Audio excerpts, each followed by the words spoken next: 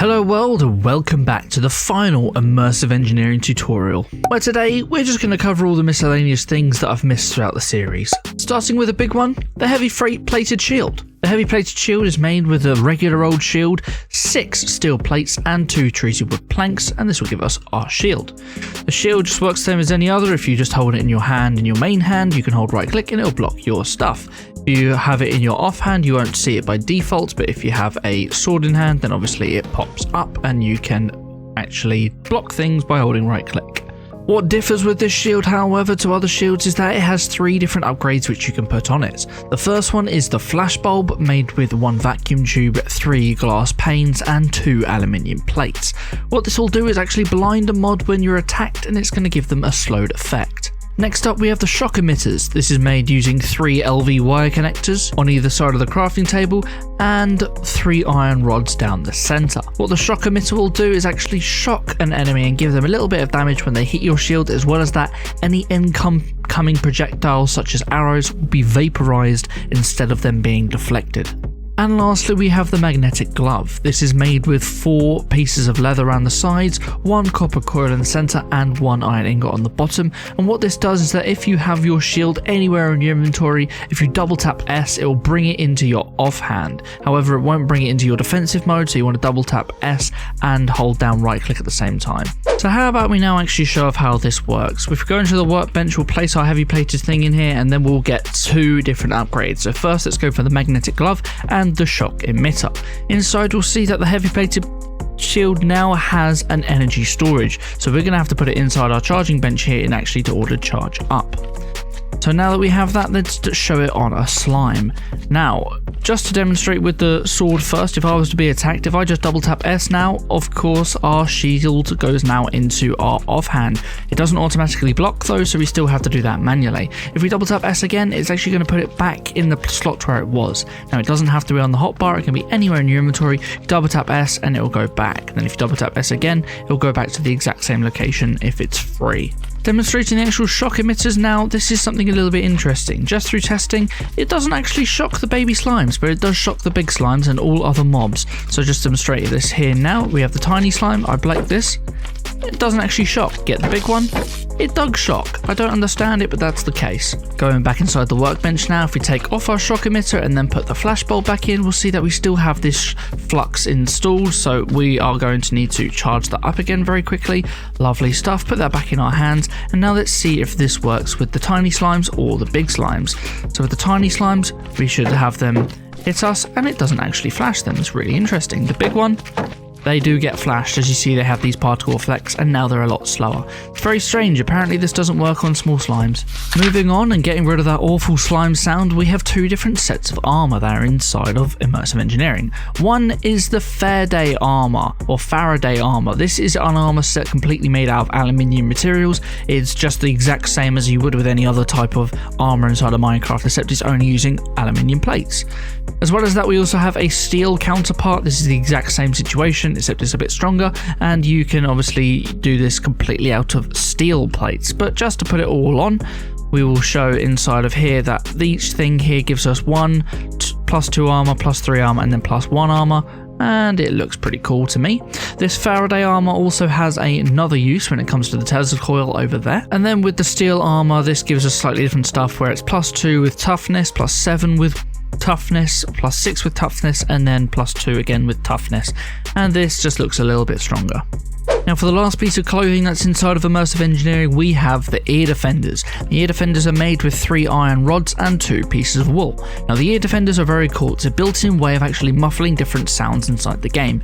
If you go into the Immersive Engineering workbench and put in our ear defenders, we can actually show different things in here. Here we have a noise gate. If you don't know how a noise gate works, then how it works is essentially you can set a level, and when sound goes over a certain threshold, the gate is going to engage.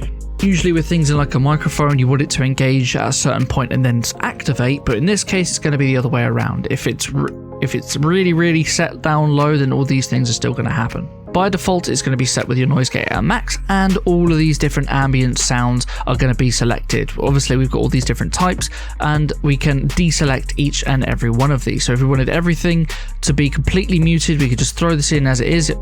If I just run around here, break blocks, After I put these on in the head slot, so I've got to take this armour off,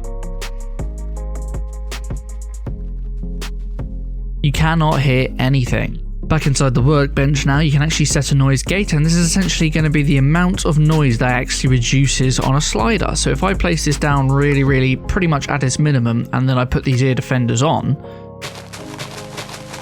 breaking blocks is pretty much as normal.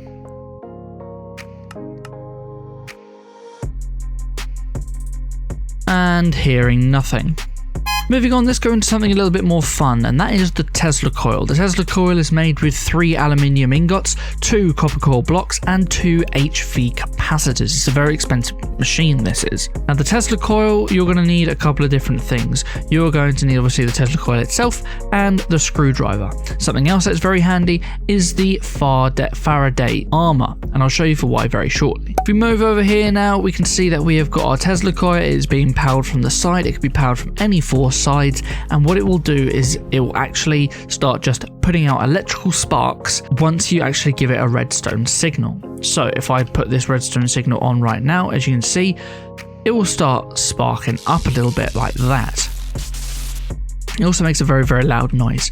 By default, just to keep this powered, it's going to use 256 flux just to keep it running, and as I get closer to it, it's actually going to start zapping me, as you see here. I'm in creative, but of course it's not doing any damage, but this will damage you. However, what you can do, if you turn it off of redstone, then you will actually turn off and you can get close to it. With a engineer screwdriver, you can hold shift and right click on it, and it changes its power mode from low to high. There are 2 different modes. It was in high, now it's going to be in low.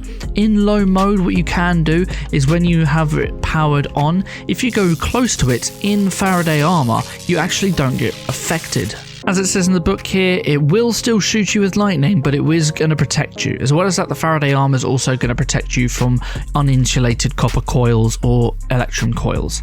Now, the last thing you can do is if you just have a regular screwdriver and right click on it without holding shift, you can invert the redstone energy, and now it's on all the time. So if you want to do this, I recommend going into obviously low power mode first, because if you do it in high power mode and invert it, it's going to start straight away and then you're going to die. Now, something you may have noticed is that there's all of these tubes around nearby. What this is the fluorescent tube. The fluorescent tube is made with 1 graphite electrode, 2 glowstone dust, and 6 pieces of glass. Now, you only get 1 of these per craft, and they can be placed into the world just as you see here, just like so. Then you can also be picked up again by left clicking. Inside the engineer's workbench, you can actually change the color of these to however you want on sliders. So I actually over here, all of these are actually set to be different colors, but for whatever reason for me, they aren't actually glowing their colors when I actually have this turned on. They just seem to go a little bit white. I don't know why this is, but I think it's a bug, but they should give you different colors. As well as that, if you have the engineer's hammer and go up to any of these things, what you can do is hold down right click and it's going to start turning it slowly anti-clockwise. If you hold down shift, it's going to do it a little bit faster. Besides that, it's pretty much just a little cool light source that you can get inside the game. Moving on from there, let's go into a bigger light source now, and that is the Floodlight. The Floodlight is created with vacuum tubes, 5 iron ingots, 1 copper coil block, 1 pane of glass, and 1 iron mechanical component. When you get the Floodlight, you can place this any way. You can place it on the floor, you can place it on the wall, or you can place it on the ceiling if you so wish. And when you look at it, it's always going to place away from you in any axis you are facing.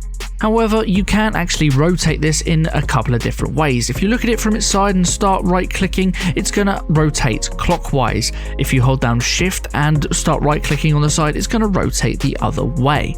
Something else you can do is that if you look at it from the top and you start right clicking, it's going to actually start spinning round in a circle anti-clockwise, and if you hold shift and do it the other way, it's going to spin round anti-clockwise. Now it's time to set it to night time. In order to actually get this to work, you're going to need to apply a redstone signal, but if you use an engineer's hammer, you can invert that and then it starts working. As you see, it shoots it off in a bit of a cone shape. There isn't really a sort of beam or anything, but this actually lights up very far away, and obviously we can rotate this and this is going to actually start moving the light over a little bit. It's a little bit laggy and buggy and it sort of does it in parts, but that's how it works. And then of course you can rotate it up in the sky to get it into your optimal area for lighting a room or whatever.